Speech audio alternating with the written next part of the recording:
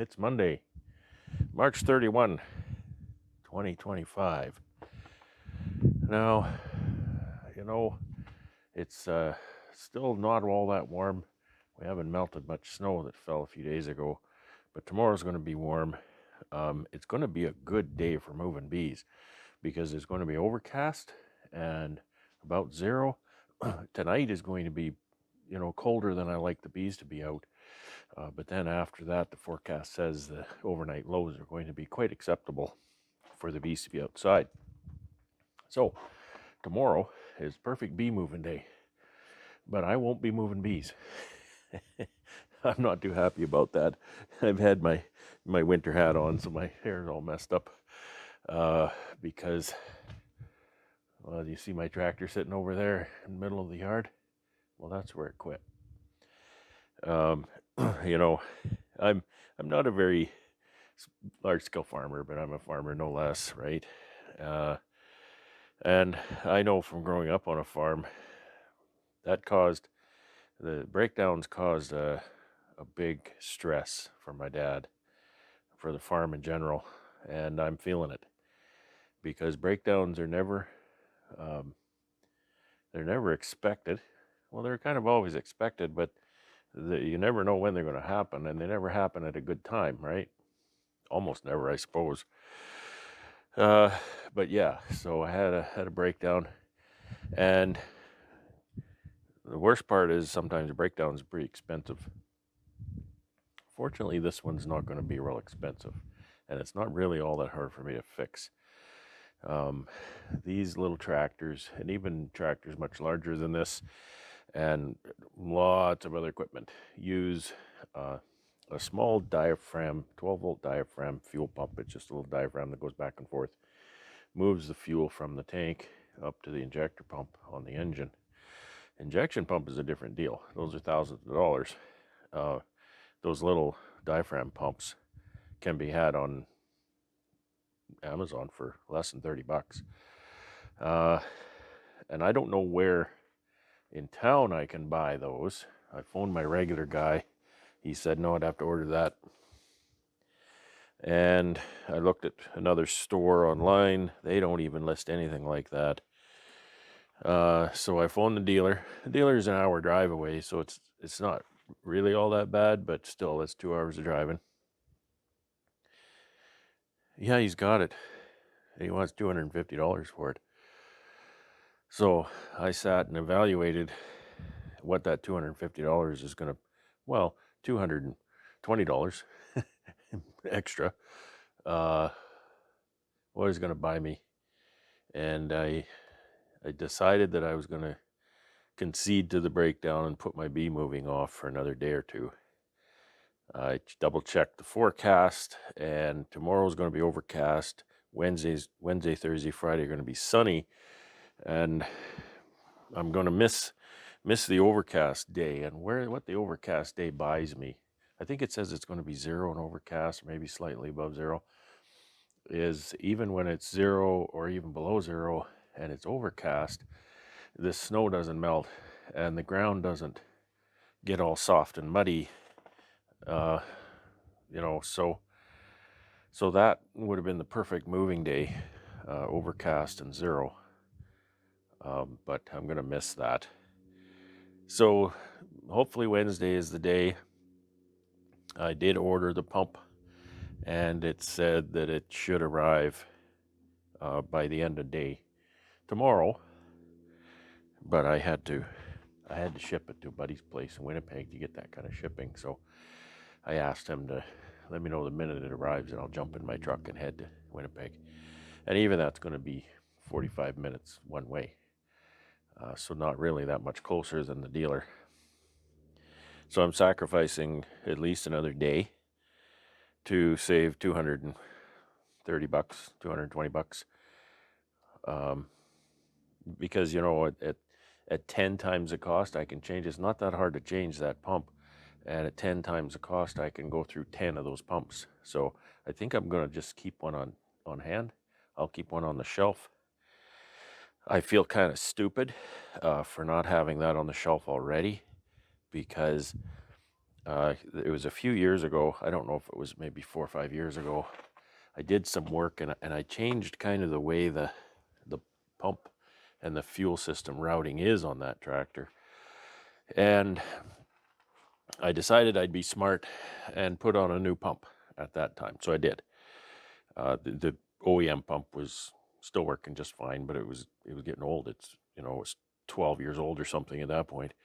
So I put a new pump on, but I put like a $30 Amazon pump on. And I'm under no delusion to think that the $30 pump is going to be guaranteed to be the same quality and longevity as the $250 pump. But that little one ran for a few years. I don't know if it was 2 or 3 years, maybe 4, and it gave out. So I just switched over to the OEM one again. So the OEM one has run for 12 or 13 or 14 years before it gave out. So I can't blame it. I can't blame it at all. They're just a little pump, so it's going to quit. But I feel kind of stupid because at that point, when the one that I put on there failed, I should have picked up a pump for inventory, put on the shelf for a day like today, because it's never a good day to have your tractor down, especially how much I use that little guy. It's my right arm, so there's so much around here I can't do without that tractor.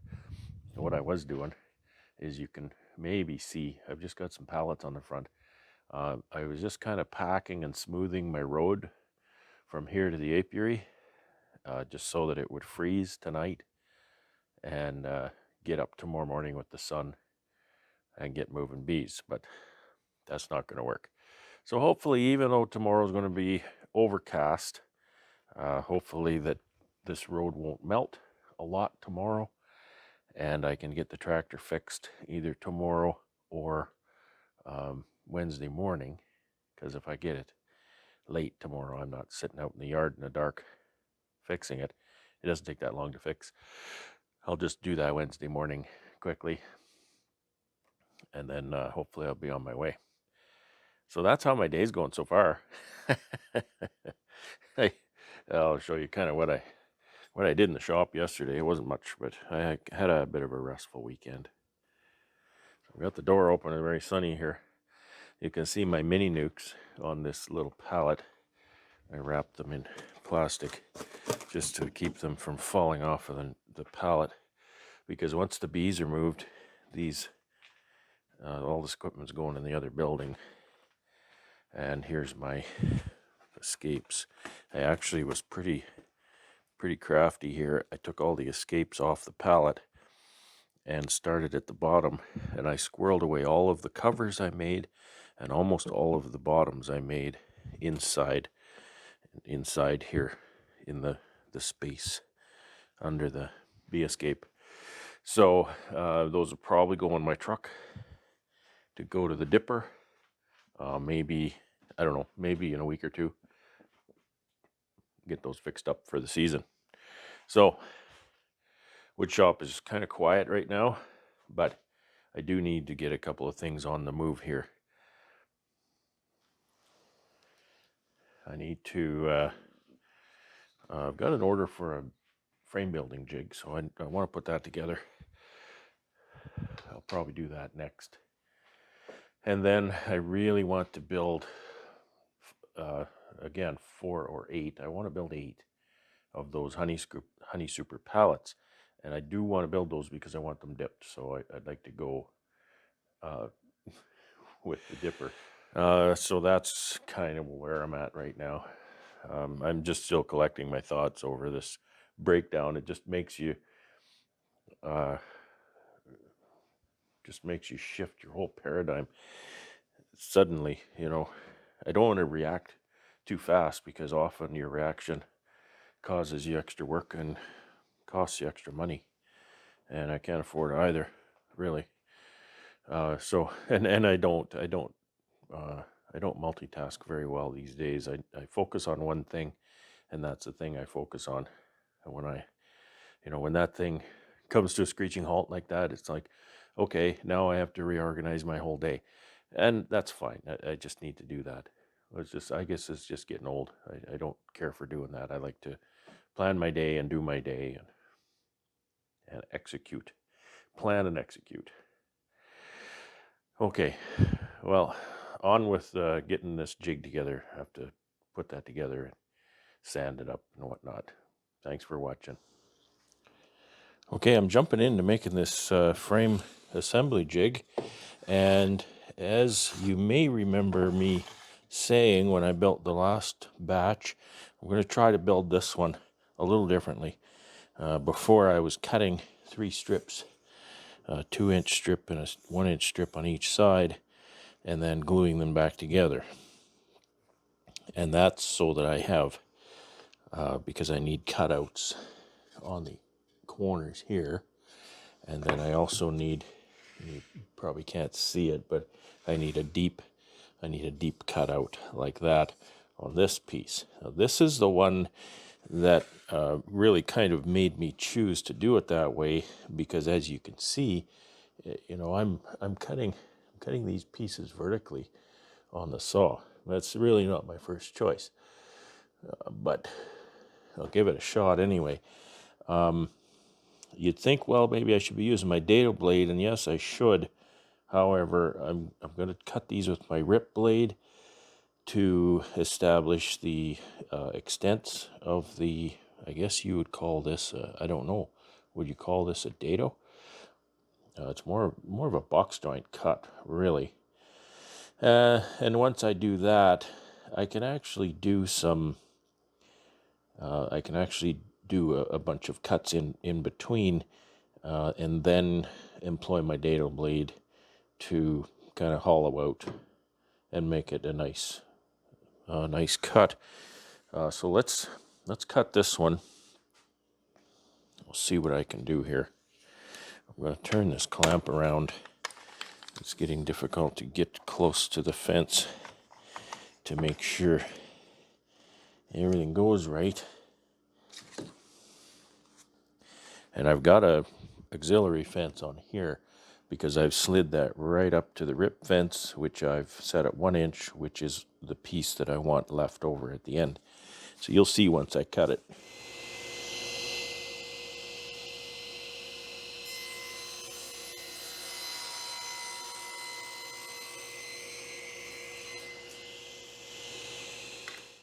Now you can see here what I'm doing. I measured this out wrong, so my layout lines are wrong, but this is correct. So I need to cut this, but to do that, I'm going to flip it right around, and then I'll have to do the same thing on the other end. It's a little bit fussier this way. Kind of. I mean, the assembly will go a lot faster. But I also have to get the size of this opening and the size of this tongue the same. And so this really is kind of a box joint is how you can look at it. It's a variation on a box joint. All right, let's do this again.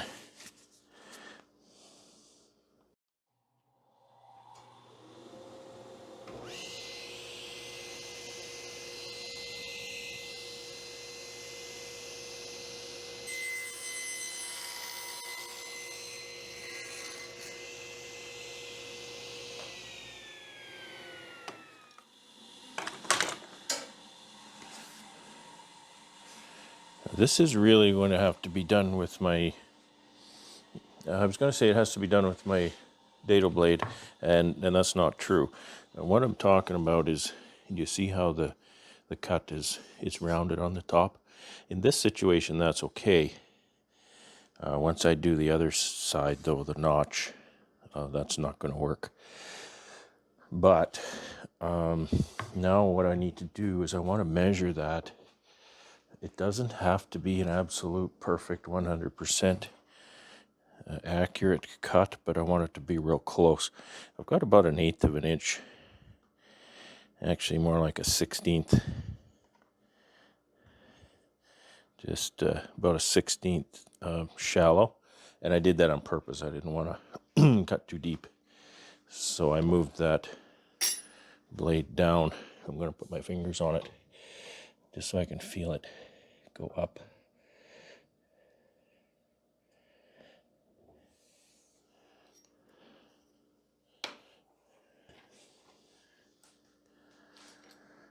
Okay, I cut those two again.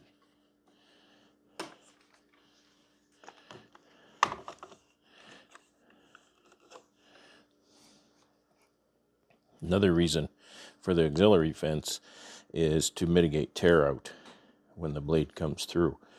I'm using my rip blade because this is a rip cut. It's running with the grain. So it's the best blade for that. Even though it's not my sharpest blade, this blade has done a lot for me this year and it's getting a little bit dull.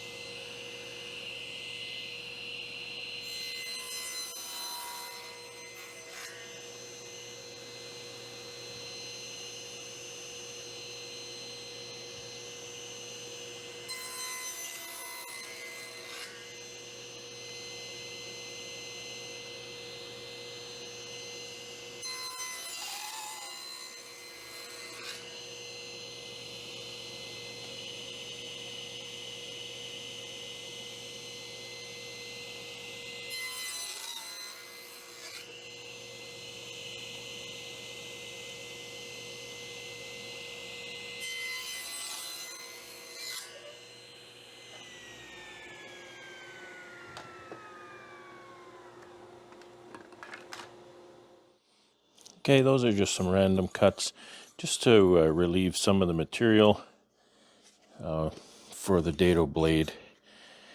It's because it's got a wider cut to it, so in my experience, especially doing an end cut, a box joint, it's a difficult cut. Severing those fibers from the end, they tend to kind of bend down a little bit when the saw blade hits them, and it's not the same as a cross cut, because the cross-cut, the fibers are supported on both sides, whereas this is only one side and the fibers will just mush over. So, and that's a little more of a pronounced issue with softwood. Hardwood, not as much. You can mill hardwood a bit easier. So let's change over to the mighty dado blade.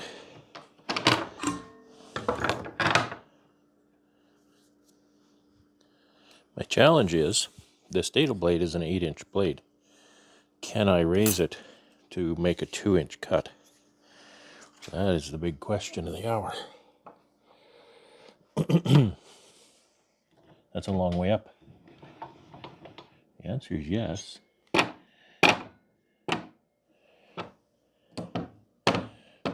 I've never done that, certainly this wide, because it's running into the throat plate.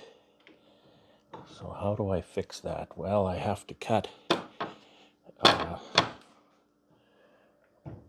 have to cut through the throat plate,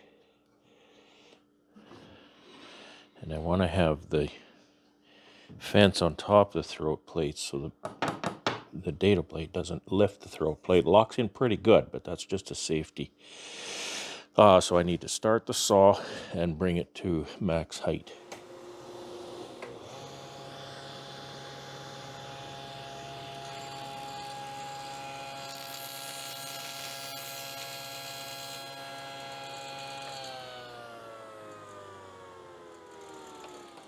Now, that's actually sort of where I need to be.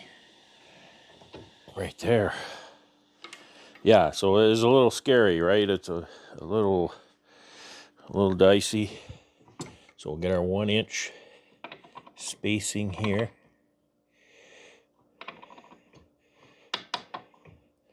Now this is not critical, 1 inch. What's going to be critical is when I cut these. This tongue needs to be a nice fit to the space I take out. So I can take this out, just do the best I can. And then I'll have to sneak up on the cut with this one. Okay, here we go. Get this back in here.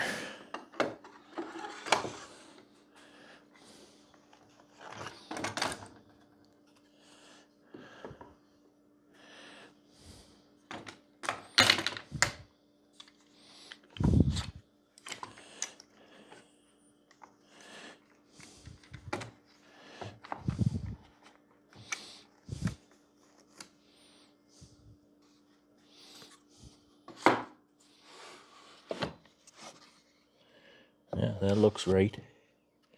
Spacing wise, height looks good.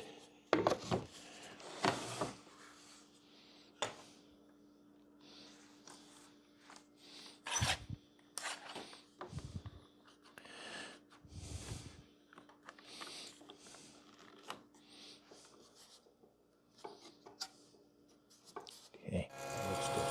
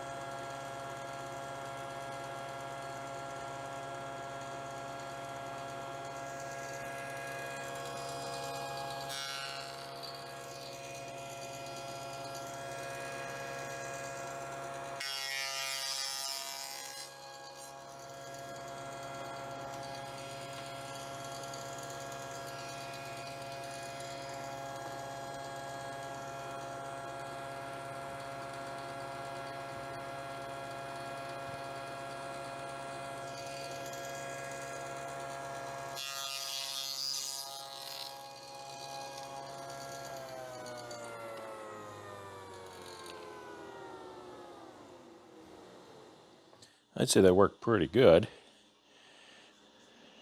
I had to raise it up to the height of the first cuts I made, but yeah, it cut through there just fine. Now I need to do these. So this joint needs to go together like this.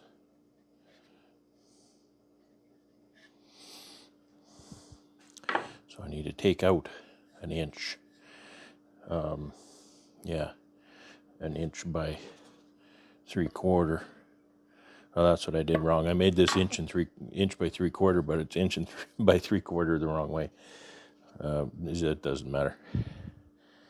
So that blade needs to be set to 3/4 inch high. And this ruler is 3/4 of an inch wide, so I can use it as my setup guide.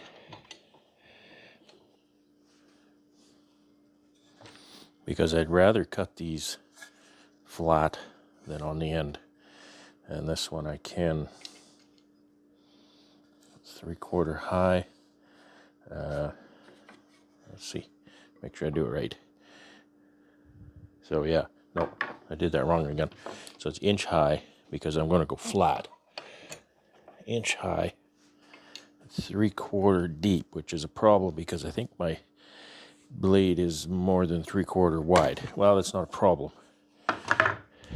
but I do need my sacrificial fence.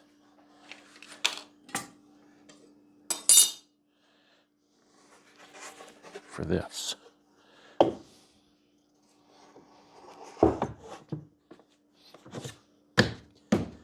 Okay. And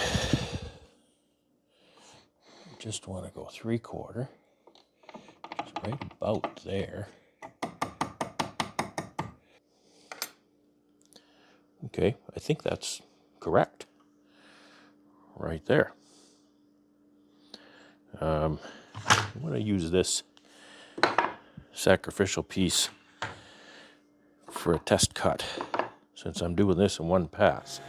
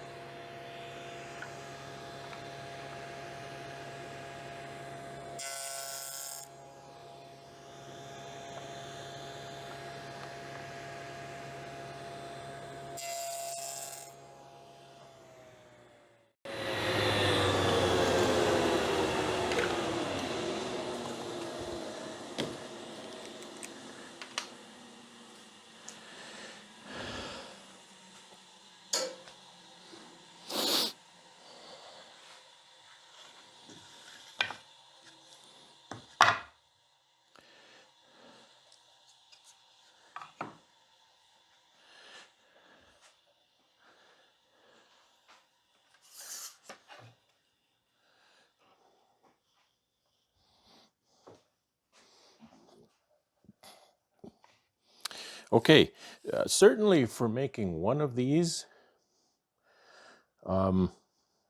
this is a good method. The other method might be a little bit better, but if I was making a lot of these, like I made, how many did I make for that guy? I think I made 10 for that guy.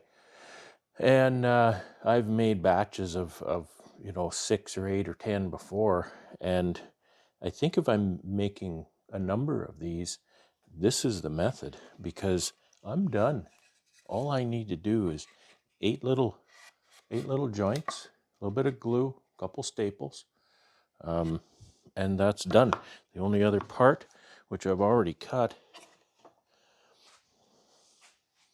are the rails that'll go through here to hold the frames. Oh, so the rails will go through here to hold the frames. Now, I'm not going to be able to test this until it's kind of assembled, so I've got to know what I'm doing. I did fine-tune my measurements last time I built them, so I'm quite confident in these. But we'll get some glue and staple these together. I'll have to make sure they're nice and square, though. All right, I've started already, but I didn't have the camera set up. So I was saying the glue is vital because there's only one staple to hold the rigidity of the piece. So the staple goes in, holds the glue till it sets, and then the glue is the real determining factor. So we need to make sure we have enough. I'm working on my table saw again, so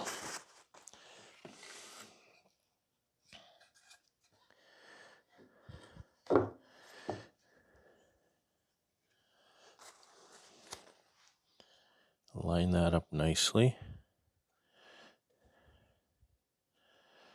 And then get that staple in there.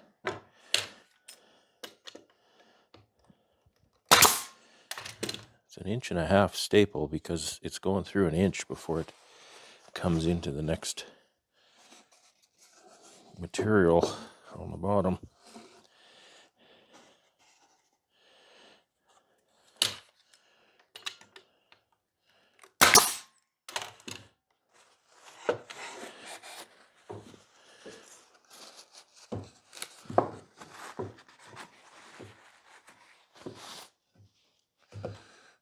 Okay, so I'm a little shallow on these joints. It's a little shy there, but the sanding will take care of a lot of that.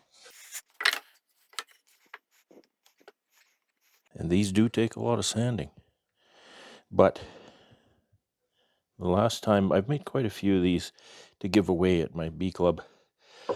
And the last time I did, I heard quite a few people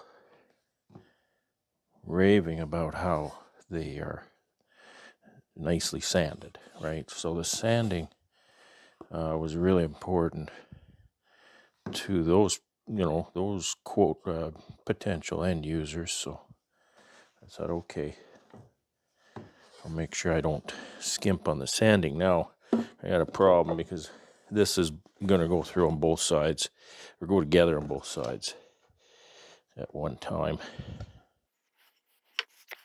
We'll just glue it. Nice. Just a little looser. That was probably the first one I cut.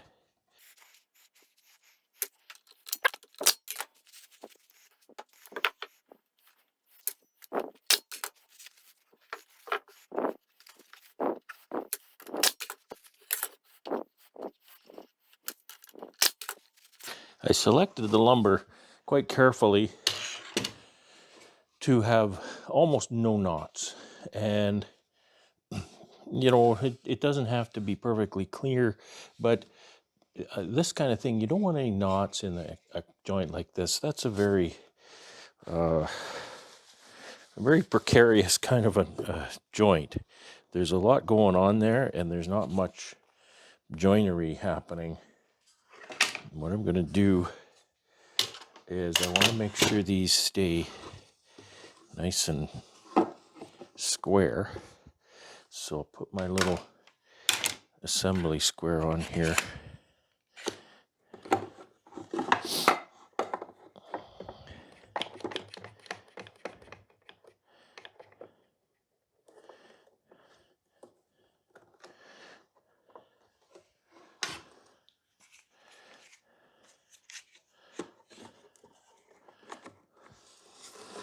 And one corner is square, and all the material are the correct length, then every corner is going to be square, right?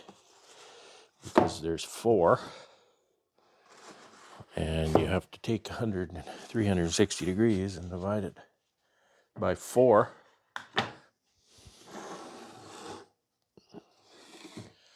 Last I checked, that was 190. That was 90 piece.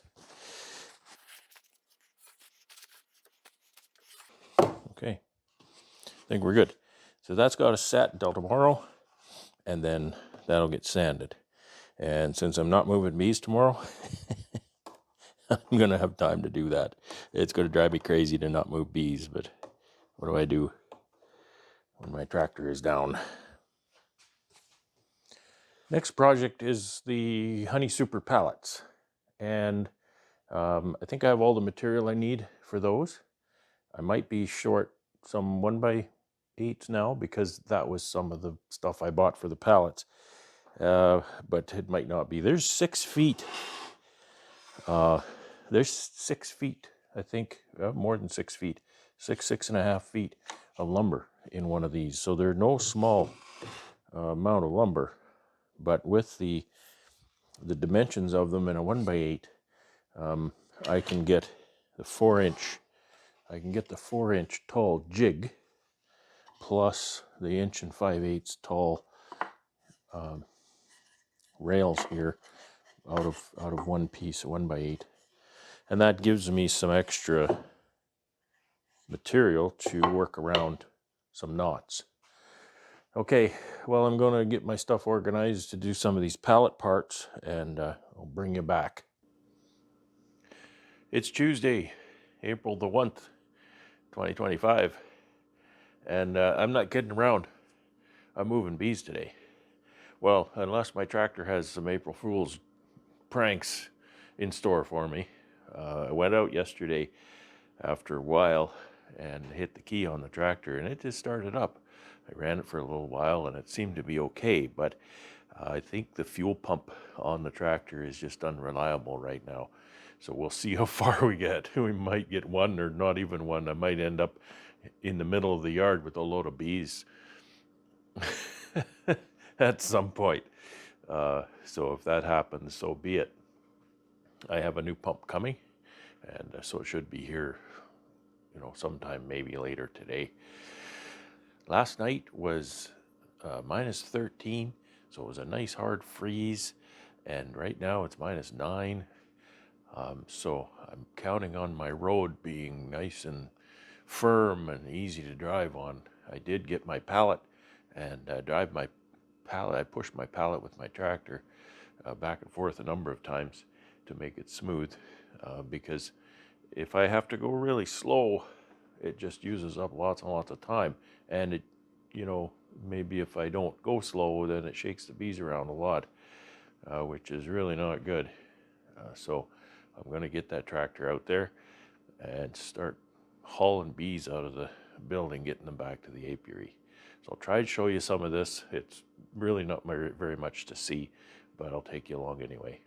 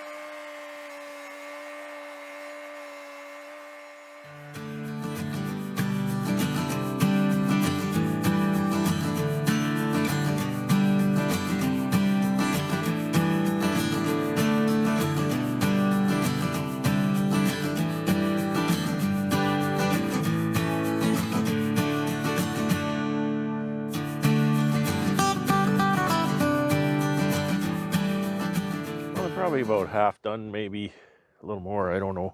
Tractor's been working good.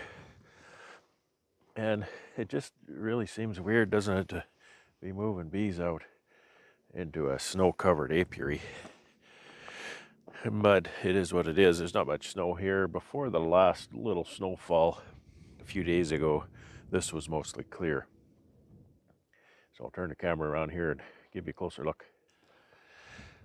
So this row, I've got, 2 hives per pallet, and I put my stands up. Some of these, though, there's some 6s here, but I put those on the pallets because there's only 2 live ones. Same with that stand over there. So there's still 4 on the stand. I am universally seeing dead bees on the bottom board, and that's not a good sign. Healthy, strong colony will keep that clean. And so I don't think there really are any that don't have dead bees on the bottom board. I'm seeing some poop, but I'm also seeing quite a few that don't have any poop or not much. This is just fine. And then there are some that have lots of poop. Like that one is quite a bit. So this row is a mess because I've been putting my mismatches here. There's one hive there, one there. So I just put them up here. When the weather is agreeable, then I'll take this dead out and move that one over here just to make even pallets. So this one's weird too because there's 4 dead outs here. There's a live one there and a live one there, so I'll move those up here when it's time. This double had life, but the single was dead, so that nuke has life. Yeah, so it's a bit of a mess, this row. This row I started with 6s that are all alive. So it's quite a few out here, and there's quite a few left in the building yet, so I got to get back to it. I'll update you later on. Thanks for watching. Well, there we go. Let the games begin. It does seem like a pretty rotten day to be moving bees out, but, I'm relying on the forecast, which, forecasts are quite often not very accurate. They have downgraded it since even yesterday, but hopefully in the next couple of days, bees will be able to get out for a stroll and a poop. I think I need to get some feed out here ASAP too. It's just pretty cold. My tank of feed is outside, so I'm not even sure I can dispense it. But anyway, that is what the apiary looks like. Now, it's actually pretty full, isn't it? It's looking really good. Apiary can hold 100 to 150 colonies maximum. So I think I'm going to go back and work in the shop. I've got some things going in there. And so thanks for watching this move out segment of the video. Now that the bees are out, it's still too cold to, open the lids and go through them and everything like that. So back in the shop. And I worked ahead a little bit yesterday, and I'll show you what I've been doing. I'm working on my Honey Super pallets, and so those are, it's like my 2-way pallets, 33.5 inches wide, but it's 40.5 inches long. So it takes a quad of Honey Supers instead of just 2. And so for that, I want to make 8. And so there's 3 risers per. You can do the math, 24 risers, and they are 40.5 long. So it's just 2x4, 40.5. You can easily get 2 of those out of an 8-footer. So I did just that. Now, the whole idea of building these pallets is to be able to pick them up from the side so I can stick them in my sea can for storage and sit them side by side. They mostly use up the space, so it's a far more efficient way than putting just two-way pallets side by side, just because the boxes are not square, right? So I can put the boxes the long way across and the short way deep and get a lot more in. So because I want to pick them up from the side, I need to make openings in the risers for the forks of the tractor, and to do that, someone suggested this to me online, and this was a really good way to do this. So this is 1.5 inches up, and so I took my 1.5 inch Forstner bit and I went over to my drill press and I drilled a bunch of holes, and I made more smoker fuel in the process. So that's a good thing too. I'm going to pile of it over there. I need to get a bag. So now I need to cut. I need to cut up here, and I need to cut across there, down there. The exact size and shape of this really isn't that important. I don't want to protrude this way or that way, because when I'm done that, the runner goes on there. So the runners are 4 pieces. There's a piece goes there, and a piece goes there on each end. So the reason this runner is what it is so that it's going to clear the opening, and then it's also going to clear the clip for the other pallet when you stack them.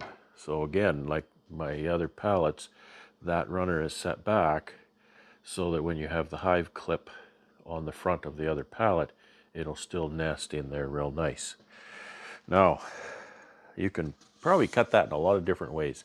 I have a little way here that I've been using, and it works great, but it's kind of a ridiculous system. And this is what I've got. I've got a Mastercraft cheap, crappy bandsaw. I bought this at a garage sale for probably $20, and I cut them on this thing last year, and it worked great. It's not accurate at all. It's noisy. It sounds terrible when I run it, but it cuts, and it works. So I'll show you how that goes on this thing. Okay, hopefully that's a vantage point you can use. The difficulty here is I can cut this one and not quite that one, because I don't have enough room there. But I worked this out last year and it worked quite well. I just have to reteach myself how to do this. So let's make it go. It sounds terrible.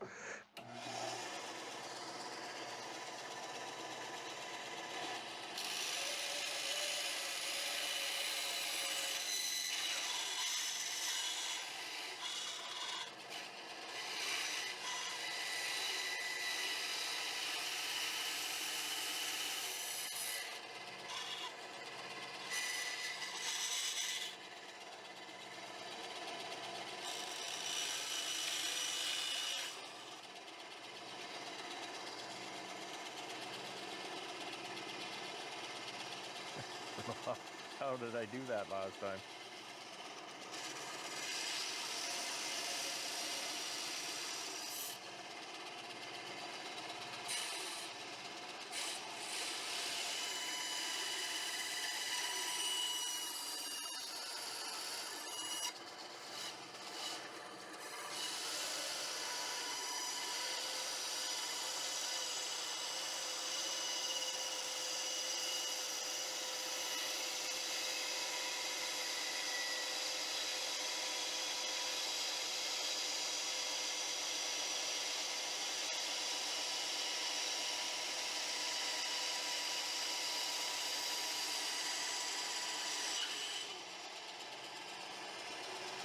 Oh, I did that wrong.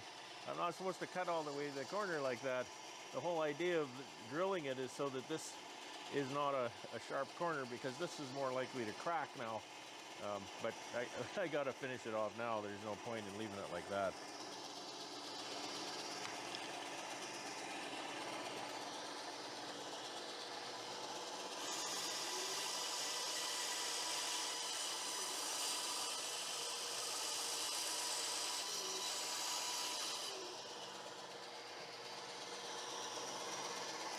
Okay, let's do this one. I'll do better, hopefully.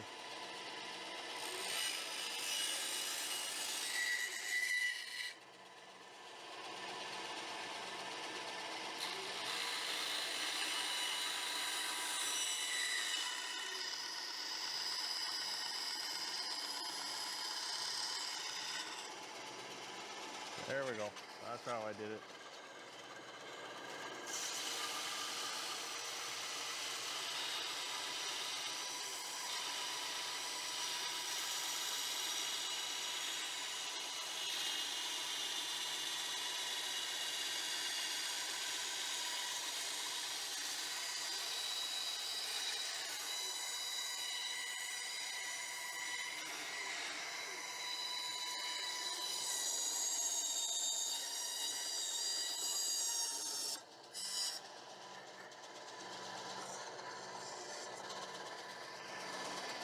Okay, so that's what I'm going for. Rounded corners, just a basic opening. And it doesn't have to be that accurate, it was a little off there. No big deal. So that's what I'm going after. And I gotta wear my old man glasses for this because I can't focus on that far away to keep it at the line. It's much harder. So I'm glad I'm not out in the cold now. I'm glad the bees are out. And hopefully when I get to go through them, I'll like what I see. I am still cautiously optimistic with what's out there. All those bees on the bottom boards and whatnot, I don't like to see that. But it'll warm up and they'll get a chance to come out. They'll clean that up. And I'll usually lift the boxes, scrape off the bottom board, clean it up a bit, and put them back down. So that's a lot of work out there still to do that many. So it has to be a warm day. But forecast says we have warmer days coming in time. You'd hope so in April, that it's going to get warmer, not colder. Okay, thanks for watching.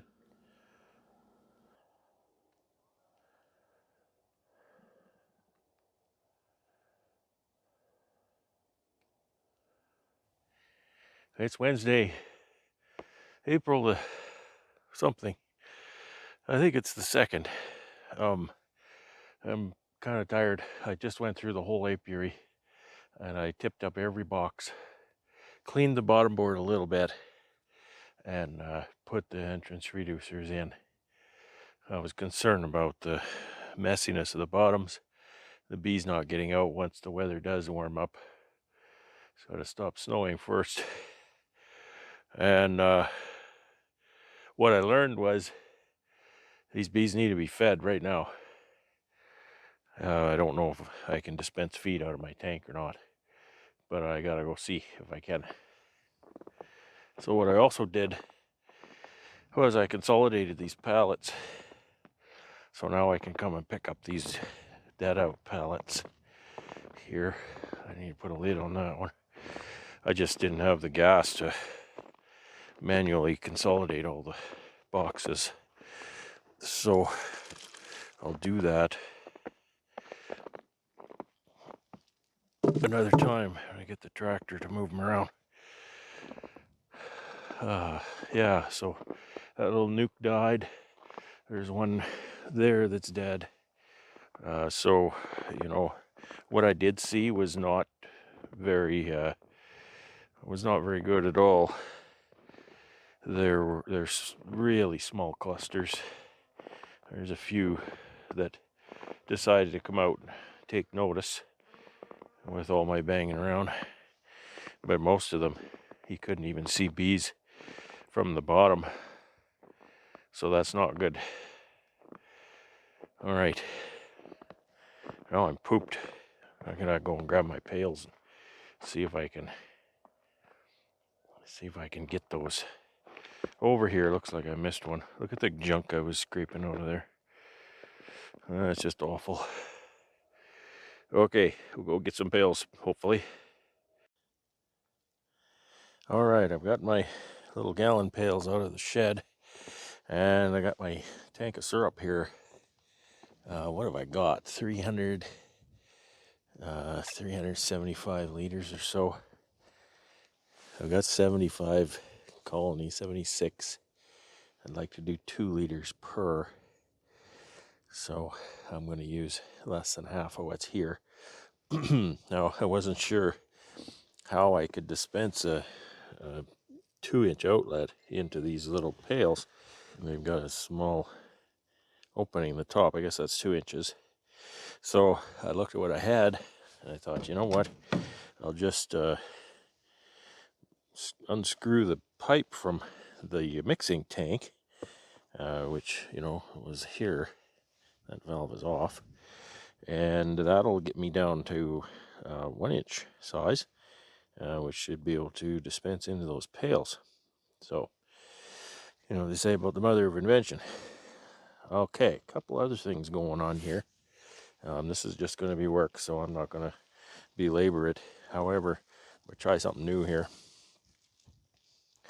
I bought a couple of these Ceracell feeders for the top.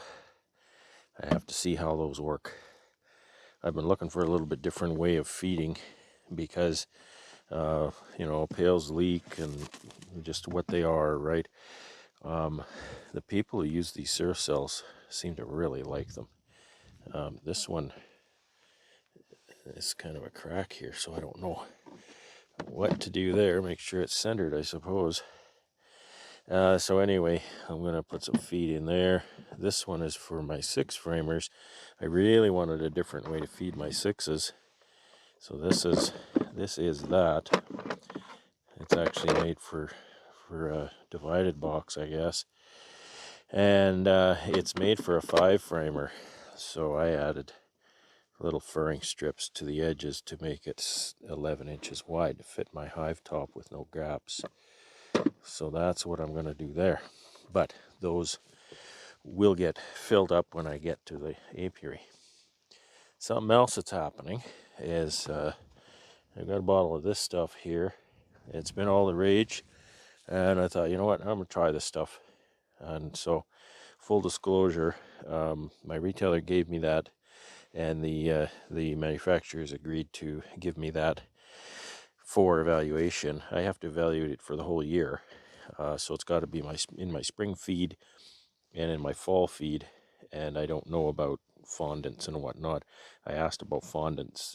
I could use fondant now, but he said maybe get some fondant in the fall, so I guess maybe that's the plan. Now, I'm going to do 10 colonies, and so this is just over, this is a quarter cup, it's just over 50 milliliters, which 50 milliliters will do 20 liters. And a 5-gallon pail is about 20 liters. So I'll put some syrup in there, and I'll mix the Hive Alive in it and stir it up real good. And then I'll make sure I mark those colonies that have the Hive Alive, and we'll see how good they look. Okay, well, like I say, this is just going to be filling pails, so boring stuff. To say I'm bushed, it would be a terrible understatement. I was bushed 3 or 4 hours ago. So this is what I accomplished. Of course, I told you I consolidated those and took away some dead outs. I've put some dead outs here. That's most of them. There's, the outdoor ones, there's a lot of dead outs there too. And then I went and got my pails, and I filled my pails halfway, put half a gallon, and I ran out of pails, so then I had to go get jars. Those are half-gallon jars. So I put those on. Put some on the outdoor ones to get some feed. There's a few outdoor ones there. I'll walk you around here. I'll show you what's going on. Okay. So you can see pails and jars everywhere. And there's a few dead outs sitting around still. Just things that are, on these mismatched pallets. And also now I gotta take these quilt boxes away. Just taking off quilt boxes, especially off the dead outs. And there's a lot of dead outs. You can see the upside down lids here. Dead out here. These 3 are alive. I don't know by how much, but they're alive.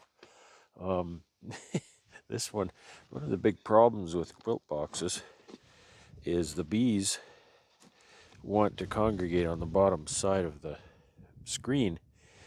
I can't really get them off very easily, so there's actually 2 of them. There's one up there and this one that were strong enough that I really couldn't do a whole lot with getting the bees off. So what I did was I hollowed out the wood shavings and put the jar on top of the screen. The only thing is you have to flip the lid upside down so that it's kind of it's convex on the screen instead of concave. So yeah, so there's that. So I have to come and get all these dead outs from, there's 3 dead outs there. There's 3 on the next one. So we didn't do too good on the outdoor. The indoor did better, but when I was tipping them, when I was putting the reducers in, they were awful light. So that's why I thought, gotta go and get the pails. There's a tank of syrup there. Gotta go and get the pails. So I did. And I am absolutely bushed. I can hardly walk. So I did my 10 ha ha ha ha ha ha ha ha Hive Alive. So these have Hive Alive in the syrup, and so I'm going to be evaluating that, see if there's any difference in survivability and all that sort of thing. These are just chosen at random. I just took the first 10 in this row, so there's no rhyme or reason to what I chose. Yeah. So, all right. I think I'm going to call it a day and go and collapse somewhere. Boy, am I tired. I'm really tired. I'm very glad that I accomplished this, though. Get the bees out and get them fed.